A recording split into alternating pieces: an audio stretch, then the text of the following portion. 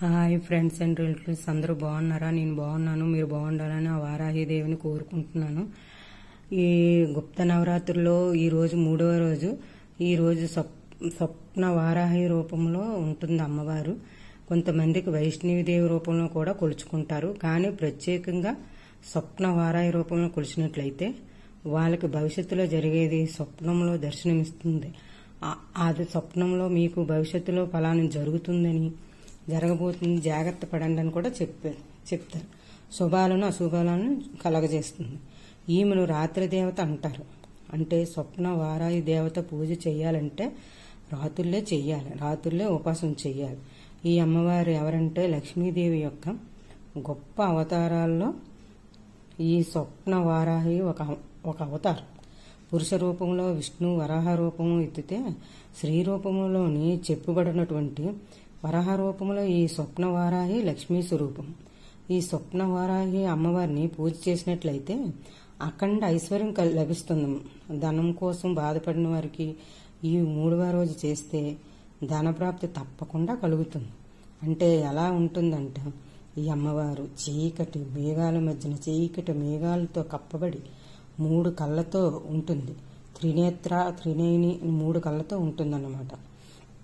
మీకు స్వప్న వారాహి అమ్మవారికి గొప్పగా చెప్పబడింది ఏంటంటే, వారాహి అమ్మవారు ఏ చిత్రపటంలో చూసినా ఒక నెలవంక ఉంటుంది కదా, కానీ వాస్తవానికి ఈ ఒక్క స్వప్న వారాహి అమ్మవారికి మాత్రమే నెలవంక ఉంటుంది. ఈ అమ్మవారు వాహనం గుర్రం. ఇక్కడ ఎందుకు పురుష రూపం వరాహ స్త్రీ రూపం వారాహి అన్నారంటే, విష్ణు అవతారం వారాహి రూపం. ఇక్కడ వారాహి రూపంలో విష్ణు ఏం చేశాడు? భూమిని తన యొక్క దంతాల మీద ఇమిడ్చాడు. ఈ వారాహి అమ్మవారిలో కేవలం ఈ స్వప్న వారాహి మాత్రమే తన యొక్క దంతము మధ్య వారాహి స్వామి పెట్టుకున్నట్టుగా భూమిని పెట్టుకుంది ఈ అమ్మవారు. ఈ వారాహి రూపంలో భూమిని దంతములలోని పెట్టే దేవత ఈ ఒక్క స్వప్న వారాహి మాత్రమేనట.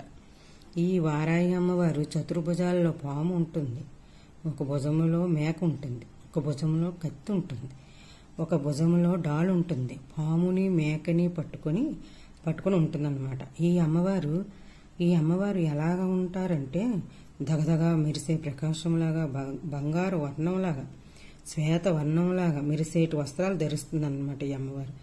భారీ ఆభరణాలు, అంటే చాలా భారీగా, ఇంత భారీగా అంత భారీ ఆభరణాలు ఈ అమ్మవారు ధరిస్తారు. ఇక్కడ స్వప్నంలో ఈ అమ్మవారిని పూజ చేసిన వారికి స్వప్నంలో భూత భవిష్యత్తు వర్తకాలంలో కూడా తెలియజేస్తుంది. ఈ అమ్మవారిని హోమం చేస్తే శత్రువులు మన మీద కోపం తగ్గిపోతుంది. అది ఈ అమ్మవారి పూజ చేసినటువంటి వారికి అలా జరుగుతుంది అన్నమాట. ఇప్పుడు ఈ రోజువారి ఈ 3వ రోజు పూజ చేయుటకు రోజు ఎలా పెడతామో పానకం పెట్టాము. తర్వాత ఏమో తాంబూలం పెట్టి కుంకుమ పూజ చేస్తున్నాను అన్నమాట.